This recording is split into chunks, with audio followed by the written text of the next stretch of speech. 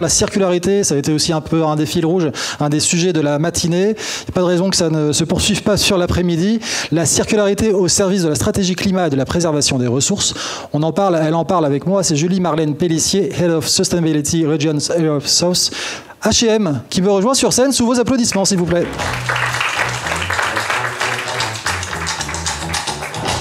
Prends le temps, attention à la marche. Et ça, c'est voilà, le petit jeu qui va bien. Bienvenue. Merci, bonjour à tous. Alors, est-ce qu'on pourrait présenter H&M? On ne sait jamais, enfin, surtout le contexte global du groupe, ça va être ça qui va nous intéresser, quelques chiffres et les valeurs finalement qui engagent H&M et qu'on ne connaît pas forcément, et c'est l'occasion rêvée, je pense, d'en dire davantage sur ce retailer qui est vraiment démocratise la mode, mais pas que. J'appuie. Appuyez, ça va. Quelques slides pour notre discussion. Je pense qu'on connaît effectivement la marque H&M. Le groupe H&M regroupe plusieurs marques, COS, Arket, Monkey, Weekday pour ne citer que, et des joint ventures, et je vais citer Sellpy qui est une joint venture de plateforme d'achat et de vente de seconde main. On va y revenir un petit peu plus tard, mais donc c'est un groupe assez vaste. C'est un groupe suédois. On a fêté en 2022 nos 75 ans. Félicitations. Merci. Donc c'est vrai que c'est un groupe, on n'a pas forcément en tête cet âge-là. On est présent dans 79 marchés. On a fait un chiffre d'affaires de plus de 20 milliards d'euros en 2022 et on rassemble 150 000 collaborateurs à travers le monde. C'est un groupe qui a été dirigé par la famille Persson, donc un groupe familial. D'abord fondateur, petit-fils, enfin fils du fondateur et petit-fils du fondateur. Désormais, c'est Helena Elmerson qui, depuis 2020, est notre CEO. Helena qui a notamment occupé le poste de Head of Sustainability du groupe. Je pense que c'est un signal fort. On a beaucoup parlé de gouvernance aussi aujourd'hui, mais à sa tête, d'avoir quelqu'un qui a donc tenu ses positions.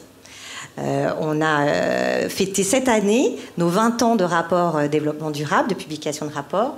Et depuis 2 ans maintenant consécutifs, on publie en même temps notre rapport annuel et notre rapport développement durable. Ça veut dire que notre CEO, justement, rend compte en même temps des performances financières et économiques du groupe et des performances sociales et environnementales.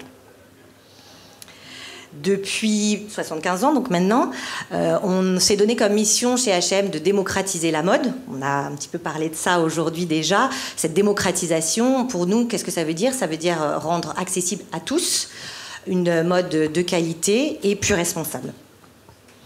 Alors, chez H&M, toute notre stratégie et les objectifs de développement durable sont vraiment partie prenante de notre modèle de performance. On a une taille qui est conséquente et on est persuadé que c'est en mettant notre taille au service d'un impact positif qu'on va être à l'origine d'une création de valeur pérenne. Et on a pour objectif de doubler nos revenus tout en diminuant de moitié nos émissions de CO2. Alors attention, ça ne veut pas dire qu'on veut doubler notre production, doubler nos ventes. Au contraire, on est dans un modèle qui maintenant cherche à adapter vraiment notre production de telle manière qu'on va produire ce qu'on sait, ce qu'on anticipe de vendre. Mais bien l'idée ici, c'est de montrer qu'on cherche à dépendre de moins en moins de l'utilisation des ressources naturelles et de trouver des nouveaux leviers de croissance. Et notre vision, c'est de mener le changement vers une industrie de la mode plus circulaire, en ayant un impact climat dit net zéro, et tout en étant une entreprise, bien entendu, juste et responsable sur le plan social. On ne va pas en parler aujourd'hui, mais c'est un point important de notre stratégie de développement durable. Alors, oui, effectivement, c'est un point important. On n'aura pas le temps, malheureusement, mais on va axer sur, et c'est pas rien, la stratégie climat qui comprend de nombreux engagements pour vous, qui est derrière de nombreux enjeux et un cadre à poser pour vous aussi, des objectifs auxquels répondre. Vous allez peut-être nous dire d'ailleurs à quels objectifs ça répond et les principaux leviers d'action aussi, c'est ce qui nous intéresse, les objectifs, et derrière comment on y répond par des leviers d'action. Lesquels souhaitez-vous mettre en avant cet après-midi ? Alors oui, effectivement, on a une stratégie climat et nature qui ne se réduit pas uniquement à l'idée de réduire nos émissions de gaz à effet de serre ou dans ces objectifs-là.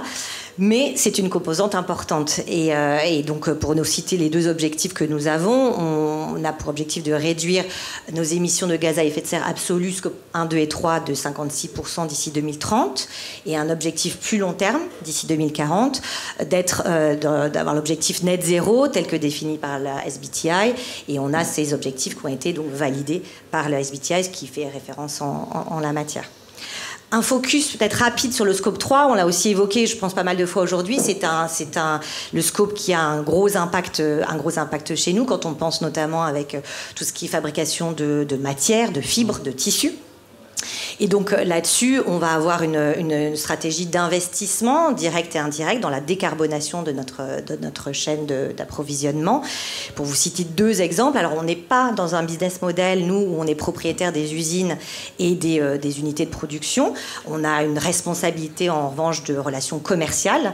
Et acte fort, en 2022, on ne contracte plus avec des fournisseurs qui auraient sur site des sites de chaudières à charbon. On investit également dans des programmes, on a développé des programmes d'investissement pour aider les usines avec lesquelles on contracte dans leur transition, dans l'accélération de leur transition vers, on va dire, le zéro combustible fossile. Voilà des exemples concrets sur la façon dont on a de travailler sur nos objectifs climat et émissions. Alors, on le voit dans notre activité, forcément par l'intermédiaire de l'utilisation des ressources naturelles qu'on a, la production, l'utilisation aussi qui est faite de nos produits par nos clients. On a un impact sur les gens, les communautés et l'environnement. Et on a compris que c'était en travaillant de façon circulaire qu'on allait diminuer notre dépendance aux ressources naturelles et notre impact climat. Donc on va travailler sur trois éléments qui sont chez nous clairement interconnectés: des produits circulaires, une chaîne d'approvisionnement circulaire et ce qu'on appelle le customer journey, donc c'est-à-dire tout ce qui est offre et parcours client plus circulaire. Donc ça, c'est un point essentiel et on vous propose justement de zoomer sur cette approche de circularité et de dire un petit peu les enjeux appuyés par des chiffres assez impactants. Je vous laisse développer. Oui, en fait, donc par produit circulaire, donc le premier élément, par produit circulaire, qu'est-ce qu'on entend ? On entend le fait de créer des produits qui vont être fabriqués à partir de matières, on va dire, plus durables que les matières conventionnelles ou matières recyclées. Mais on entend également tout le travail qui est fait, par exemple, au niveau de l'optimisation de la phase de design. Aujourd'hui, nos designers, donc basés à Stockholm, sont formés à cette circularité parce que c'est ce qui va impacter dès la prise de décision dans leur conception, par exemple le choix des matières premières, certains procédés de fabrication, etc., qu'ils décident. Donc c'est une façon de travailler sur nos produits de façon plus circulaire. Quelques chiffres. On a pour objectif d'avoir la totalité, donc 100% des matières qu'on utilise, issues de sources plus durables que ces matières conventionnelles ou issues de sources recyclées. Aujourd'hui, on est à 84% de ces matières issues de sources plus durables ou recyclées.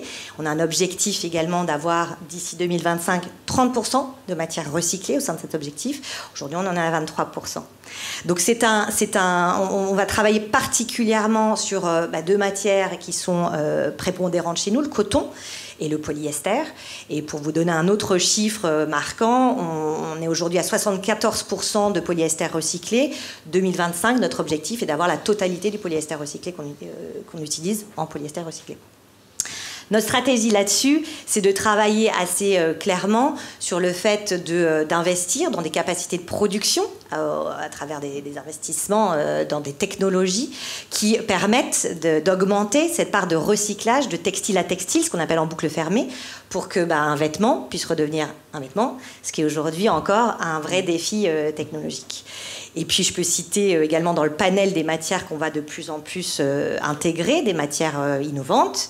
Par exemple, Circular, qui est une matière qui est une fibre cellulosique qui est construite qui est fabriquée à partir de déchets textiles, de vêtements textiles, par l'entreprise Unicel, qui est une entreprise dans laquelle nous avons investi, puisqu'on investit, comme on l'a dit, capitalistiquement parlant, dans des technologies qui nous permettent d'avoir ces matières innovantes. Qu'est-ce qu'on entend par une chaîne d'approvisionnement circulaire ? C'est en fait toute la construction d'un écosystème qui nous permettent de faire circuler les matières, les produits, de façon à ce qu'ils soient utilisés le plus possible, de façon à ce qu'ils soient réutilisés, réparés, in fine recyclés, en dernier ressort également. Et par exemple, on est également dans l'idée de développer des process de fabrication avec moins d'impact, c'est-à-dire dans cette circularité, je pense à la teinture ou à l'impression. Donc ça, c'est des éléments sur lesquels on travaille sur notre chaîne d'approvisionnement. Et pour vous donner un élément concret, on a donc créé et intégré une reverse supply chain totale, donc pour qu'on puisse justement capter ces nouvelles ressources. Là, on peut citer également une joint venture qu'on a depuis cette année, qui s'appelle Looper, qu'on a créé avec notre partenaire Raymondis et qui focus sur justement le tri textile des vêtements collectés. Donc là, la stratégie pour nous, elle est claire, c'est de se dire qu'il faut changer de mindset, ce qui est aujourd'hui trop encore considéré comme des déchets, les chutes de production, les vêtements qui ont été abîmés, c'est en fait des ressources, ce sont en fait des ressources, et à nous de créer la chaîne d'approvisionnement qui nous permettra de recapter ces nouvelles ressources. Et un dernier mot, je vois que le timing est là, sur nos offres plus circulaires auprès des clients. Donc là, l'idée, c'est d'engager, de rendre accessibles des services à nos clients pour qu'ils s'engagent dans une mode plus circulaire. 3 exemples. Depuis 2013, on a été parmi les premiers à collecter les vêtements de toutes marques dans nos magasins, partout dans le monde, pour pouvoir leur redonner une deuxième vie.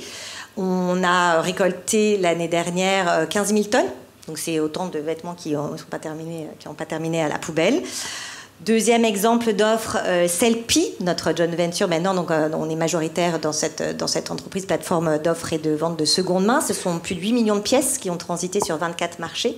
Et troisième exemple, c'est le concept Tech Care qu'on a développé, qui est un ensemble de conseils, de produits et de services, la réparation par exemple, pour citer un magasin en France, qui encourage nos clients, qui les guide dans le fait d'entretenir un vêtement plus longtemps. Donc là, en fait, l'idée, on le voit, c'est à travers la circularité, produits, chaîne d'approvisionnement, offre client, de mettre cette circularité au service de la préservation des ressources et de l'impact climat pour pouvoir finalement créer une valeur ajoutée pérenne pour les 3 éléments qui sont complètement interdépendants. Je pense qu'on en a beaucoup parlé aujourd'hui, c'est-à-dire les communautés, l'environnement, la nature et l'entreprise. Très clair. Voilà. Rien à ajouter. Merci beaucoup. On applaudit. Oui, je garde.